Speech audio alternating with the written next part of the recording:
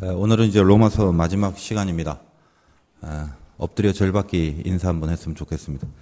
다 같이 인사합시다. 그동안 수고 많으셨습니다. 저만 수고한 게 아니라 여러분 모두도 로마서를 처음부터 끝까지 묵상하시느라 수고 많으셨습니다. 로마서는 처음 복음으로부터 시작해서 오늘 복음으로 끝나는 그런 성경입니다. 우리가 로마서를 처음 시작할 때 로마서 1장에 보면은 거기에 사도 바울이 고백한 그 복음의 내용이 이렇게 되어 있습니다. 예수 그리스도의 종 바울은 사도로 부르심을 받아 하나님의 복음을 위하여 택정함을 입었으니. 복음으로 시작해서 오늘 말씀 25절에 나의 복음과 복음으로 끝나고 26절 중간에 그 신비의 계시를 따라 된 것이니 이 복음으로 너희를 능히 경고하게 하실. 그래서 로마서는 복음으로부터 시작해서 복음으로 끝나는 성경입니다. 크게 두 가지 부분으로 나누어 본다면 이 사도 바울이 로마서 전반부에는 복음에 대한 이론, 복음이 어떤 거냐에 대한 설명을 했고 그 다음에 후반부에는 그 복음이 신앙의 삶에 적용되는 그 여러 가지 신뢰나 원칙들 그런 것들을 같이 이렇게 다루었던 바로 그것이 로마서입니다. 그래서 우리가 이 복음이라는 말은 교회를 다니면서 우리 귀에 참 익숙하지 않습니까? 복음. 발음이 복음이지 복금이 아니에요. 그래서 복음, 복된 소식. 너무 익숙해요, 귀에. 근데 실제로 그렇다면 그 복음이 그럼 뭐냐? 그냥 좋은 소식인데 어느 게 진짜 핵심적인 복음이냐? 이런 것들을 오늘 이 로마서의 마지막 시간에 이 바울의 말씀을 통해서 한번 다뤄보려고 그럽니다. 복음이 무엇이냐? 세 가지 정도를 보겠는데 그중에 첫째 복음은 예수 그리스도다라는 것입니다. 어디 가서 누가 복음이 뭐야? 그러면 한마디만 하세요. 길게 설명 못하고 복음은 예수 그리스도야. 그러면 이게 정답이 되는 것입니다. 25절에 다시 한번 보면 나의 복음과 예수 그리스도를 전파함은 이렇게 됐죠. 나의 복음과 예수 그리스도. 이 과라는 말은 and 그리고 아닙니까? 헬라어로는 이 and를 카이라는 그 단어를 쓰는데 보통 우리는 and 그리고 하면 접속사 무엇과 무엇 두 가지를 연결할 때 쓰는 개념입니다. 근데 그런 식으로 번역도 되지만 이 헬라어 카이는 그런 접속사뿐만 아니라 그래서 어떤 설명하는 그런 어떤 연결 어구가 됩니다. 예를 들면 영어에서 이런 게 있어요. 빵하고 버터가 있는데 빵하고 버터 두 개, 그럼 빵, bread, 버터는 그냥 butter, 그죠? 그래서 bread and butter 이렇게 하면은 빵과 버터 이렇게 되죠. 근데 똑같은 문장인데도 발음을 bread and butter 안 하고 확 붙여갖고 bread and butter 이러면 버터를 바른 빵이라는 그런 뜻이란 말이죠. 그러니까 동일한 and라도 그러니까 어떻게 취급하느냐에 따라서 용법이 달라지듯이 여기 쓰이는 카이, 즉 나의 복음과 예수 그리스도는 마치 bread and butter처럼 내 복음과 따로 예수 그리스도가 아니라 나의 복음은 즉 예수 그리스도 이렇게 되는 거란 말이에요. 원래 뜻이. 그러니까 바울이 고백할 때 마지막에 내 복음이 뭔 줄 아냐? 나의 복음 즉 예수 그리스도를 전파함은 이런 모양이 되는 것입니다. 우리가 이 복음에 대한 핵심적인 내용을 성경에서 한 구절만 찾아라 그러면 가장 유명한 성경의 요절 중에 요절인 요한복음 3장 16절을 다 생각합니다. 하나님이 세상을 이처럼 사랑하사 독생자를 주셨으니 이는 저를 믿는 자마다 멸망치 않고 영생을 얻으려 함이라. 그때 하나님이 세상을 이처럼 사랑하사 독생자를 주셨으니 이게 참 귀한 핵심적인 복음인데 사실 여러분 집에 혹은 사업소에 가면 좋아하는 성구들이 이렇게 걸려 있지 않습니까? 근데 요한복음 3장 16절이 걸려있는 집은 제가 거의 못 봤어요. 가장 중요한 성경인데 이상하게도 그건 없어요. 그럼 뭐가 걸려있냐? 제가 볼 때 이렇게 통계적으로 보니까 뭐 빌립보서 4장 13절 이런 거예요. 내게 능력 주시는 자 가운데서 내가 모든 것을 할 수 있다. 요거 걸려있고 또 사업처나 뭐 다른 데 가보면 욥기 그 8장 7절에 있는 내 시작은 미약하였으나 내 나중은 창대하리 이런 거. 요한복음 3장 16절은 별로 없어요. 근데 그게 사실은 제일 중요한 복음인데. 왜 그럼 빌립보서 4장이나 욥기 8장이 적혀져 있냐? 거기에 우리가 너무나 좋아하는 단어들이 들어가 있기 때문에 그래요. 빌립보서는 능력이란 말이죠. 뭐든지 할 수 있다. 기분 좋잖아요. 그리고 욥기서는 시작은 미약하지만 창대하다. 그 창대란 말 좋아하고 형통, 창대, 잘됨. 여기 넋이 빠져 있어갖고 그 단어만 나오면 전부 다 좋아한단 말이에요.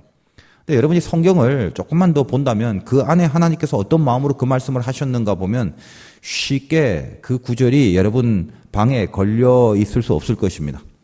내게 능력 주신 자 가운데서 내가 모든 것을 할 수 있다라는 말이 나오는 그 전제가 무엇입니까? 사도 바울이 잘 살다가 엘리트로 살고 명예와 권력이 있고 돈 많은 가문에서 살다가 예수를 믿고 나서 현실이 완전히 무너지죠. 그야말로 끼니도 걸을 데가 제대로 없을 또 누군가에게 쫓기고 늘 그렇게 핍박받는, 어떻게 보면 현실적으로 가장 열악한 삶을 살지 않습니까? 그러니까 바울의 고백이 뭐예요? 내가 풍부에 처할 때도 있지만 비천에 처할 때도 있어서, 그 비천에 처할 때마저도 내가 스스로 자족할 줄 아는 일체의 비결을 배웠다. 신앙생활 진짜로 해보니까 잘 살고 풍요로운 것만이 아니라 정말 밑바닥에 거할 때도 신앙 때문에, 믿음 때문에 내가 일체의 비결을 배우는 도를 트면서 살았구나. 그런 의미에서 연결되는 개념이 내게 능력 주신 자 가운데서 모든 것을 할 수 있다. 나에게 흘러넘치는 능력이 아니라 참 밑바닥 비천한 데 거할 때도 신앙이 있기 때문에 늘 이겨내고 극복되는 에너지가 있었다, 이런 말이에요. 그러니까 여러분이 적어도 집에 내게 능력 주시는 자 이 말 하나 걸어놓을 마음이시라면 일단 비천과 밑바닥에 처할 각오를 하고 걸어나셔야 된다는 말이에요. 무조건 나에게 능력이 한 방에 임하는 게 아니단 말이죠. 그렇다고 여러분 지금 걸려있는 거 떼란 말이 아니라, 혹시 사업처에 내 시작은 미약하였으나 내 나중은 심히 창대하리라, 이거 떼지 마십시오. 좋게 다 이용하고 믿으면 되는 거죠. 근데 사실 그것은 하나님이 우리에게 주신 약속의 말씀은 아닙니다. 욥이 고난을 받자 친구들이 와서 개념 없는 얘기를 자꾸 하거든요. 욥기 8장 7절에 그 말은 어떤 상황이냐면, 욥의 친구 중에 빌닷이라는 사람이 있죠. 가만 보니까 네 하나님도 잘 믿고 신앙생활 잘하는데 왜 이 꼴이냐? 네가 잘못했거나 네 자녀들이 범죄한 게 있어갖고 그 모양 그 꼴 아니겠냐. 그러니까 네 잘못이고 네 범죄한 것 때문에, 그러니까 네 시작은 그래서 이렇게 미약한데 뭐 어떻게 좀 잘해봐라. 나중에 뭐 그럼 어떻게 잘 될 일도, 창대할 일도 있지 않겠느냐. 그러니까 그 말은 하나님이 우리에게 주신 약속이 아니라 개념 없는 욥의 친구인 빌닷이 욥에게 이렇게 비꼬는 것처럼 얘기를 한 거예요. 우리는 이제 어떻게 된 판인지 기독교 선구사에서 그것을 굉장히 좋은 말씀처럼 새겨서 하나님이 우리에게 주신 약속인 양 이렇게 우리에게 줍니다. 여러분 많이 걸려있죠. 그 때란 소리 아니에요. 근데 상황은 알고 것이란 말이죠. 그러니까 적어도 그 정도 걸 정도면 내가 욥처럼 지독한 고난을 받을 만반의 준비와 자세가 있는 사람이 그 이야기를 이렇게 딱 걸어놓고 묵상을 하시면 될 것 같습니다. 왜 그러면 요한복음 3장 16절보다 그런 능력, 창대함, 단지 이 단어가 좋아서 그것을 이렇게 다 걸어놓느냐? 간단하죠. 우리의 깊은 본성이 그겁니다. 하나님이 나를 사랑한다. 내가 하나님을 사랑한다. 이런 본질적인 관계보다는 창대와 형통과 복의 수단과 도구로서 내 믿음과 신앙을 이용하려는 마음밖에 없기 때문에 그렇다는 거죠. 이런 설교를 아무리 많이 해도 참 고쳐지질 않습니다. 우리는 여전히 창대함과 또 여전히 능력이 좋습니다. 그건 부인할 수 없습니다. 저도 그거를 싫어하지는 않습니다. 그러나 더 중요한 것을 간과하고 더 본질적인 것을 잊어버리고 그런 것을 좋아하기 시작하면 우리가 믿고 있는 믿음의 가장 중요한 핵심 부분, 진짜 복음의 복음이 뭔가를 그걸 놓치고 엄한 신앙생활을 하게 되는 것밖에 안 되겠죠. 그런 차원에서 오늘 바울이 로마서를 쭉 적으면서 복음이 뭔 줄 아냐? 진짜 복음. 나의 복음 즉 예수 그리스도. 이렇게 이야기를 하는 것입니다. 여러분 이 세상을 한번 보십시오. 이 세상의 판도가 뭔가. 이 세상을 한번 읽어보세요. 뭐 복잡하게 생각할 거 없어요. 우리가 신앙을 갖고 세상을 본다면 세상에서 산다는 의미는 딱 하나입니다. 뭐냐? 하나님의 자녀가 되려고 하는 우리의 건한 의지, 우리의 이 거룩하고 선량한 의지는 하나님 우리에게 믿음을 주셨기 때문에 하나님은 우리를 당신 자녀 삼으시고 싶어 하세요. 근데 세상은 우리를 그렇게 내버려 두지 않아요. 세상, 사단, 마귀, 죄 이것들은 우리를 하나님의 자녀가 되지 않도록 우리를 자꾸 방해합니다. 그럼 이 방해와 시험 속에서 어떻게든 가까스로 주님이 주신 은혜를 붙잡고 하나님의 백성으로 살아가겠다라고 옹골차게 마음을 가다듬고 최선을 다하여 죽을 때까지 노력하는 게 세상이란 말이에요. 우리가 살고 있는 인생이라는 건 그거 외에 아무것도 아니에요. 그거를 이루어내시는 게 제일 중요하다는 거예요. 그걸 이루어내시는 게 목적이기 때문에 교회에 나오고 신앙생활 한다면 그 사람은 진짜 신자고 본질을 아는 사람이고, 그거 외에 어떻게 살다 보니 좀 힘은 없고 연약해서 창대해지고 싶고 능력은 받고 싶고 뭔가 좀 부유하고 싶고 그러다 보니까 내 힘으로는 안 되니까 저 위에 계신 어떤 분의 힘을 덧입어 저 세상 사람들이 추구하는 것을 나는 손쉽게 한번 이루어 보겠다라는 심리로 나와 있다면 처음엔 그렇게 시작할 수도 있겠습니다만 끝까지 만약 그런 마음만 갖고 신앙생활을 한다면 그 사람은 복음과는 전혀 다른 인생을 살아가는 것입니다. 그래서 이런 얘기는 너무나도 중요한 얘기고 기본적인 얘기인데도 불구하고 참으로 이 기본적인 이야기가 씨알이 안 먹히기를 시작했어요. 많은 교회 다니는 신자들이 결국은 이 세상에서의 잘됨이 그게 자기의 가장 바라는 바람이 돼버렸지. 내가 하나님의 자녀가 되기 위하여 세상이 나에게 다가오는 공격으로부터 나를 끊고 버리고 싸우려는 투쟁들은 없어져 버린 지가 오래됐다는 것입니다. 그래서 우후죽순처럼 많은 교인들, 교회 다니는 사람들은 있지만 신자, 예수 믿는 사람들은 참으로 보기가 힘든 세상이 되어버린 그런 형국이 되어버렸다는 것입니다. 바라기는 저를 비롯해서 우리 모두가 너무나도 기본적인 이 개념은 다시 한번 이 연말에 좀 정립을 해보자라는 거예요. 나의 복음, 즉 예수 그리스도. 내가 복음을 갖고 있다는 것은 예수 그리스도를 갖고 있다는 것이죠. 그럼 예수 그리스도를 갖고 있다는 것은 이 판도, 즉 세상은 우리를 자꾸만 하나님과 멀어지게 만들고 하나님은 우리를 자녀로 부르시고 생명이 있는 동안은 그 싸움을 해서 결국은 하나님 편이 되는 승리를 해야 되는데 이 승리를 하기 위하여 이 하나뿐인 이 싸움을 반드시 승리해내기 위하여 나에게 있어서 가장 소중하고도 가장 절대적이고도 없으면 안 될 존재가 있었으니 그분이 예수 그리스도라는 것을 고백하는 거예요. 그 기쁜 소식이에요. 너가 이길 수 있네. 세상이 이런데 이 험악한 상황 가운데 네가 믿음으로 이길 수 있다네. 무엇으로 그게 가능하다고요? 예수 그리스도로 말미암아. 그게 우리에게 기쁜 소식이 됐다는 거예요. 아, 주님 때문에 내가 이게 가능하구나. 주님 때문에 내가 이제 하나님의 백성이 될 수 있구나라는 소망과 기대와 확신을 갖고 살 수 있는 그게 우리에게 복음이에요. 복음. 그럼 이걸 들으면 기뻐해야죠. 우리는 여전히 창대함과 능력과 번성함과 형통이 기쁘다는 거예요. 여기에 이제 문제가 있는 거죠. 우리 실상이 어때요? 우리 엉망이죠. 잘 살아야 된다, 신앙으로 살아야 된다는 거 모르는 바 아닙니다. 늘 분발하고 노력은 한다지만 결국 또 이렇게 한 해를 마감하는 이때에 오면 저 자신부터 시작해서 또 절망이 앞섭니다. 아, 또 이렇게밖에 안 됐는가? 늘 그런 이야기죠.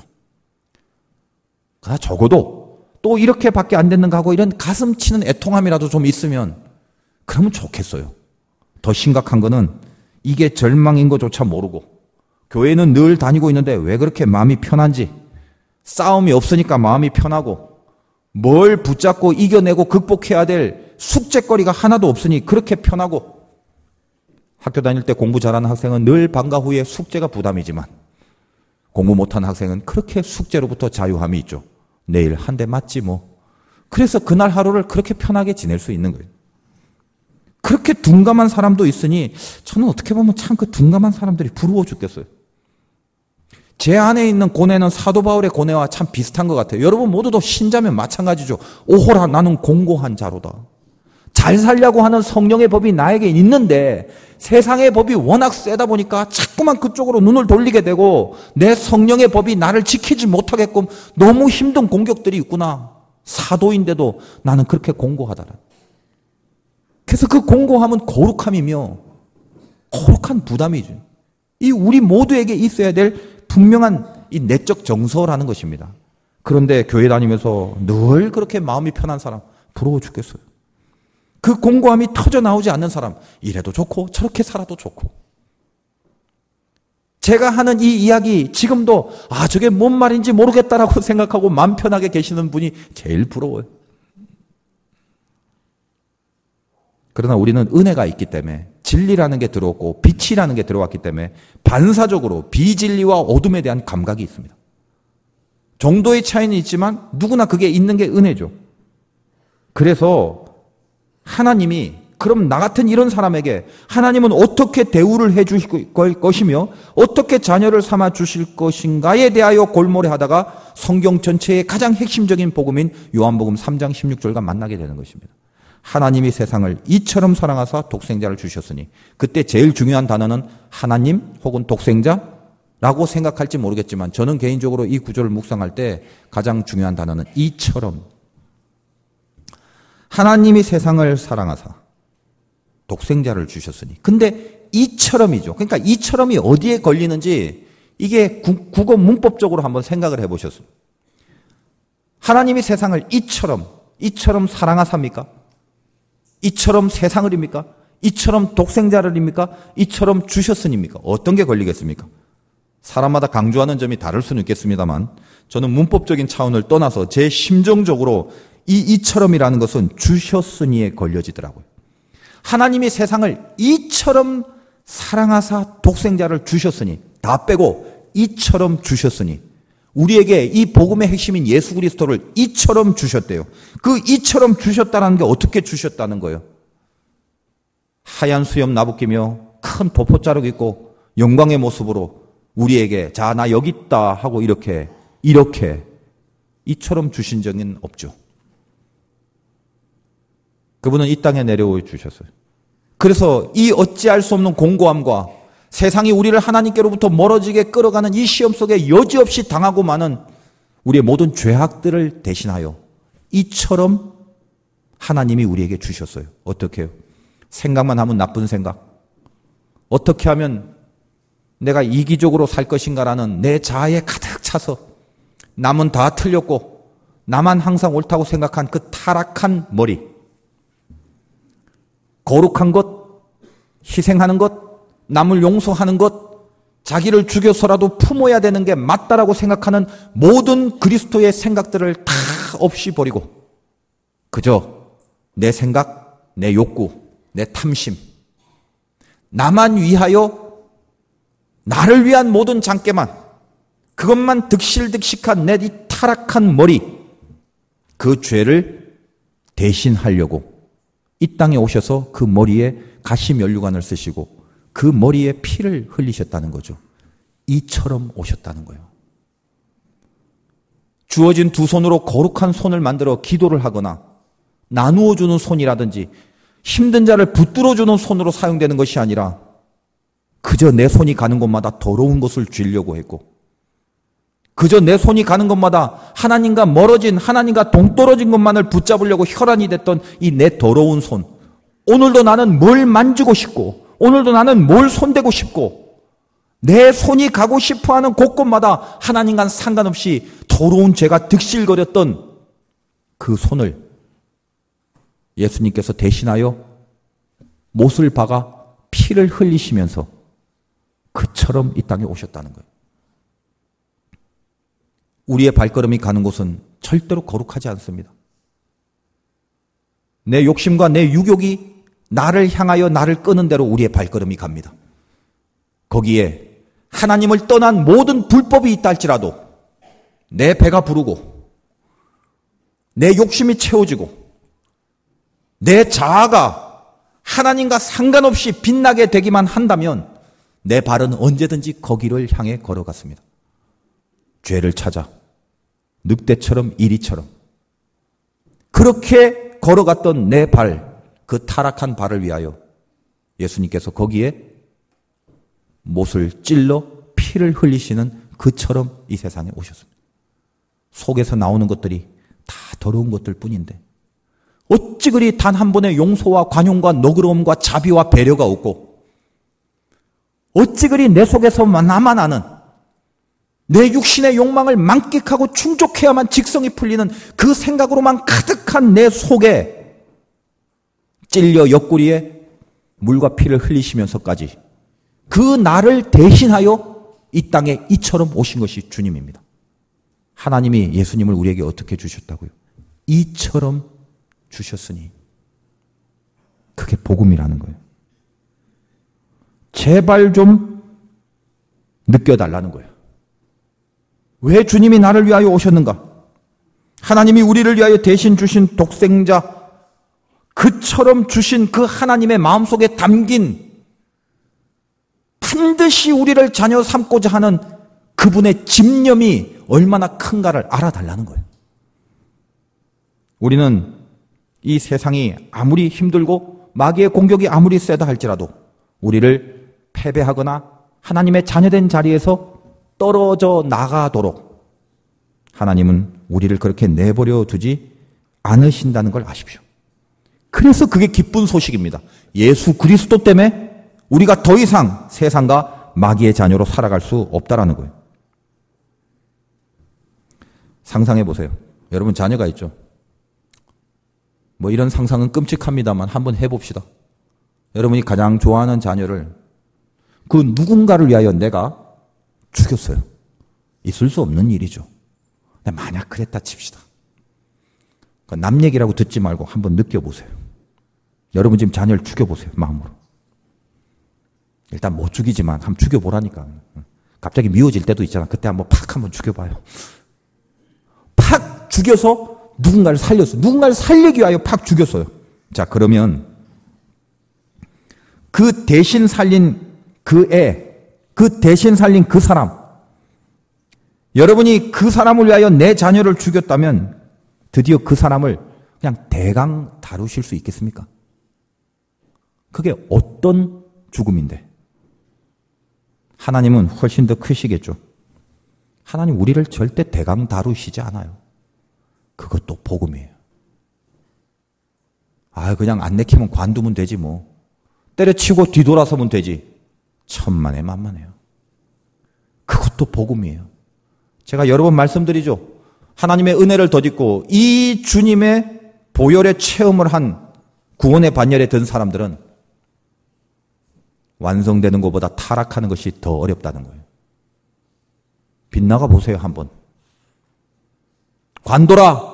이제 신앙생활 안 할란다 하고 한번 떨어져 나가 보세요. 떨어져 나가도 아무렇지도 않게 살아가는 사람이 있다면 그 사람은 진짜 버림받은 사람이지만 적어도 여러분이 하나님의 자녀라면 절대로 떨어져 나가지 않습니다. 왜냐? 어떤 대가를 치르고 부르신 영혼인데.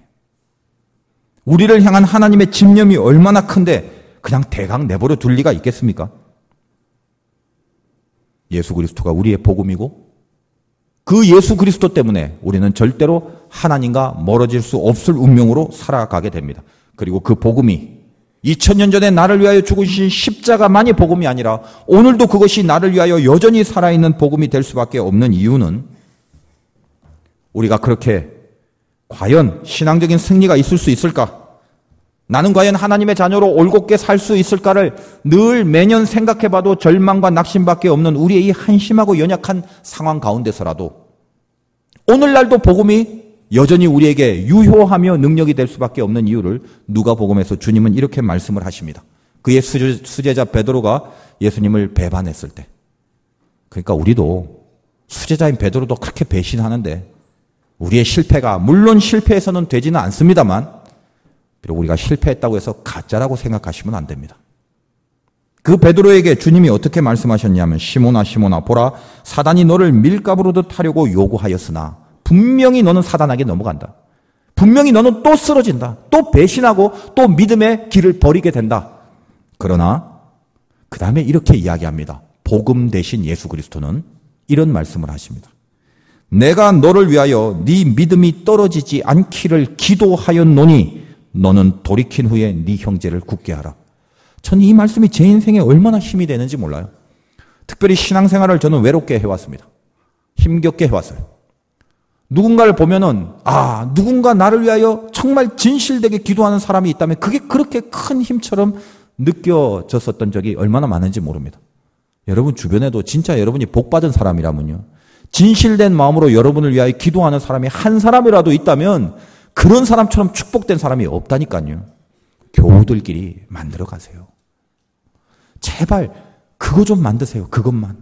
쓸데없는 거 만들고 쓸데없는 거 갖고 이래저래 얘기하지 말고 눈을 불하려 가면서 나를 위하여 진짜 기도해 줄 사람이 누군가 그리고 내가 누군가를 위하여 진심으로 기도해 줘야겠다라는 것을 눈을 불하려 가면서 찾으시란 말이에요. 싸우지 말고 그 사람을 찾으세요. 같이 눈을 부릅뜨고라도 어떤 사람은 기도자를 찾는 눈이 있고 어떤 자는 싸우려고 뜨는 눈이 있어요. 목표가 다릅니다. 방향이 다릅니다. 내가 외로울 때 그런 사람이 혹 없다 할지라도 그래서 이 모양인가? 그래서 나에게 힘이 없나? 이렇게 생각하지 말라는 거예요. 오늘 말씀에 선포되어 있죠.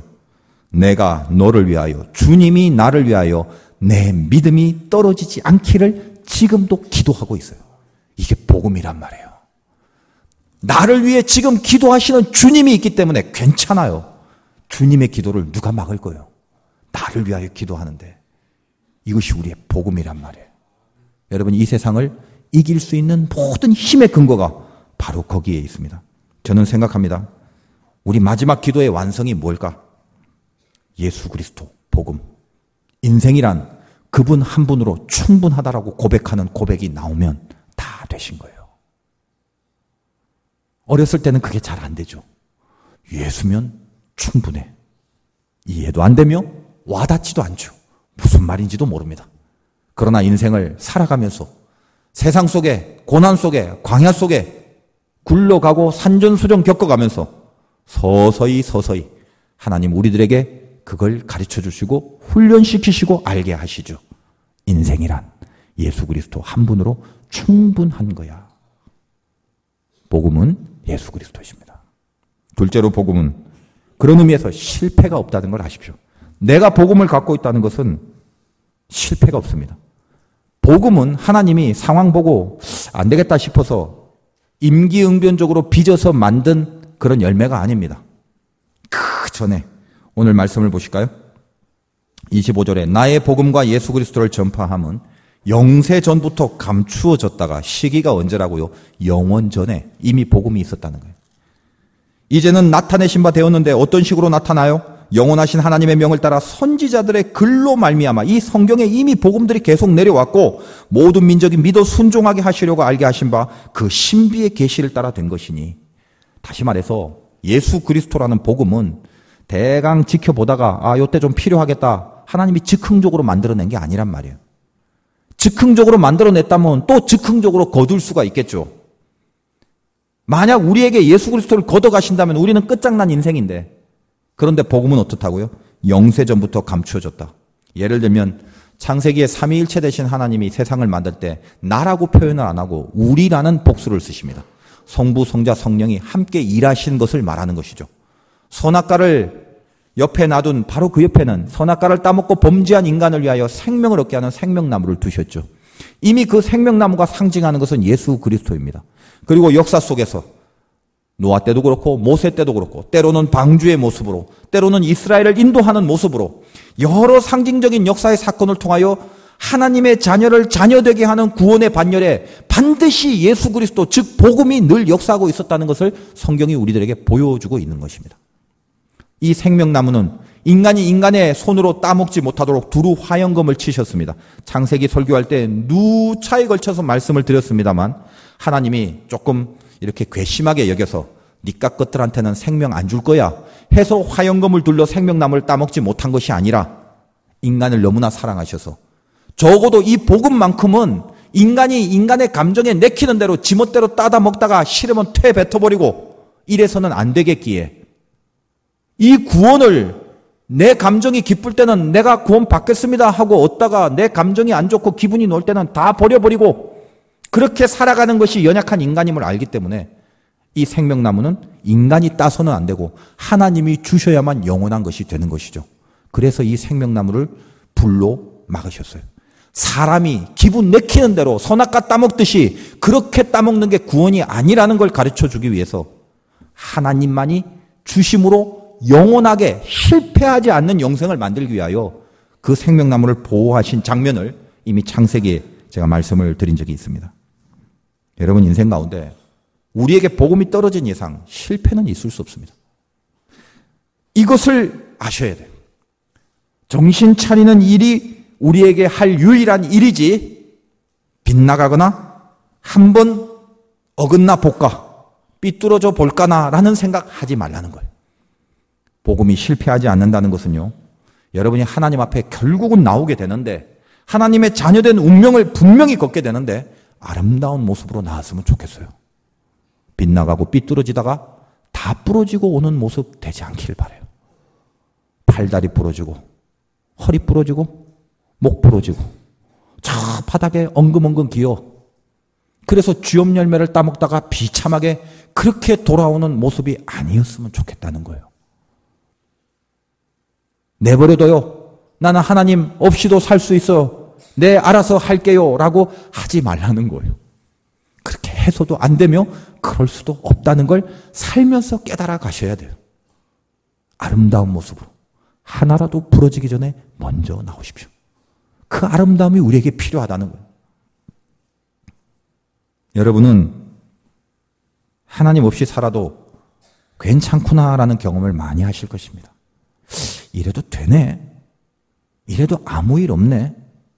지금 이 마음 상태가 이래도 뭐 그렇게 크게 어제하고 달라진 게 없네. 제발 이 착각을 좀 하지 말았으면 좋겠어요. 하나님이 없어서 혹은 잠시 졸고 주무시고 쉬시기 때문에 내버려 두는 것이 아니라 깊은 탄식으로 참으시는 거예요. 못된 놈 언제 벌 줄까라는 심리가 아니라 어떻게든 다시 돌아와야 되는데 너무 보고 싶고 다시 돌아오는 걸 그렇게도 찾고 싶어서 동구 밖에서 탕자를 바라보는 아버지처럼 오늘도 깊은 탄식으로 그냥 참으시는 거란 말이에요. 참으시는 거. 돌아서십시오. 끊어버리시고 결단을 하세요. 아닌 줄 알면서 왜 하고 있고 왜 생각하고 있냐 이 말이에요. 신앙생활 한다는 게 뭔 줄 아세요? 세상이 나에게 하나님과 대치되는 모든 죄악을 들고 올 때 그걸 끊어 돌려 하나님이 원하시는 편에 서는 기쁨과 행복을 그걸 추구하는 게 신자란 말이죠.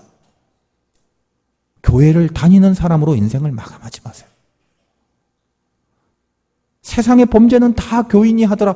이런 말 좀 나오지 않게 우리끼리라도 좀 다독여줬으면 좋겠다는 거예요.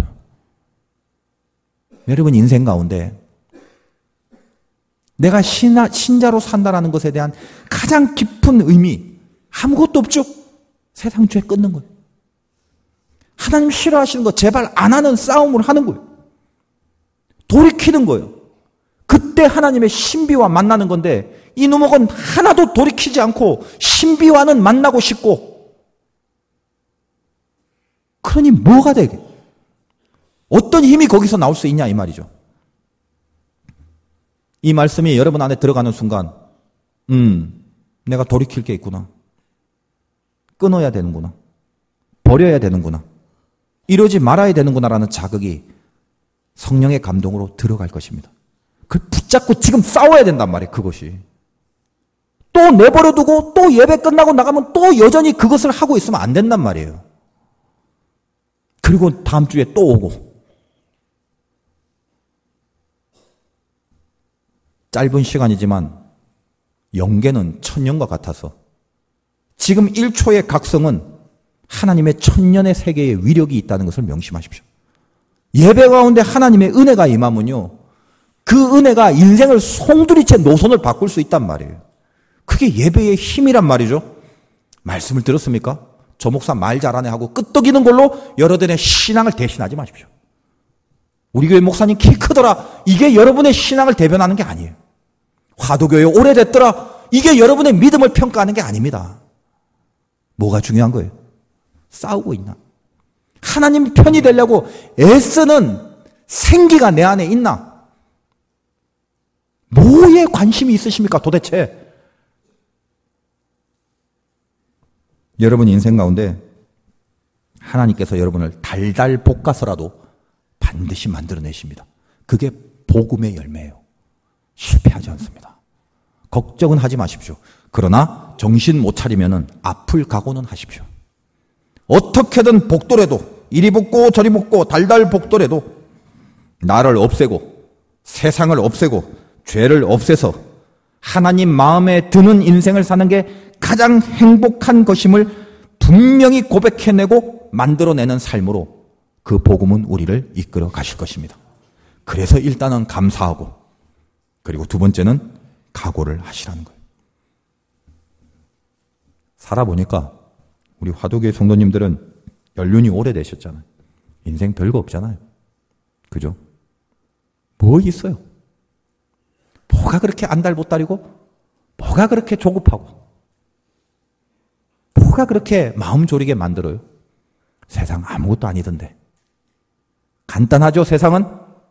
세상이냐, 하나님이냐.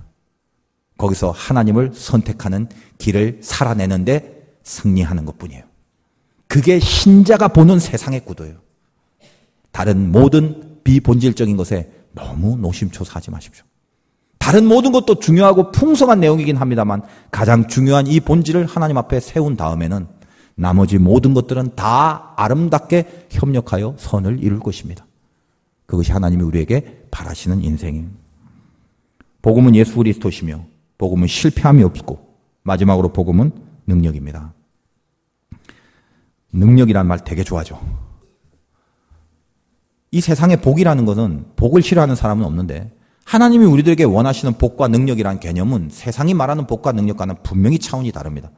우리는 나도 모르게 우상 숭배자가 돼서 살기가 굉장히 쉽습니다.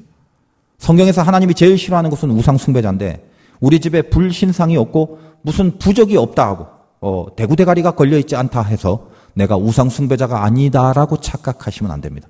만약 그렇게 우상 숭배자가 되지 않는 게 그렇게 쉬운 거라면 성경에서 그렇게 하나님이 싫어하시는 것이 우상 숭배라고 수없이 말씀하실 리가 없었을 거란 말이에요. 지금도 우리는 저를 비롯해서 모두가 마치 나도 모르는 가운데 우상 숭배자가 돼서 살 수 있는 여지가 분명히 있고 사단은 그 죄를 우리에게 집어넣기 때문에 철저하게 우상을 금하라고 몇 번이나 하나님은 말씀하고 계십니다. 우상이 뭡니까? 딴 거 아무것도 아니죠. 세상이 바라는 가치가 내가 바라는 가치와 동일하게 되면 100% 우상 숭배자가 되는 거죠. 저 세상 사람들이 하나님 나를 죽여 나를 부인하여 저를 사랑하게 해달라고 용서하게 해달라 이렇게 기도하는 우상 숭배자 없어요. 돈 주세요. 건강 주세요. 자식들 잘 되게 해주시고 성공하게 해주세요. 그 기도죠. 그래서 그렇게 되면 그걸 복이라고 여기고 그렇게 되면 그게 기도의 응답이라고 생각한단 말이죠. 우리 신자는 어떻습니까? 다릅니까? 하나님 해주세요. 하나님 이루어주세요. 그래서 그렇게 되면 하나님 감사합니다. 내가 하나님께 복을 받아서 그랬습니다라고 이야기를 하죠. 그게 틀린 건 아닙니다.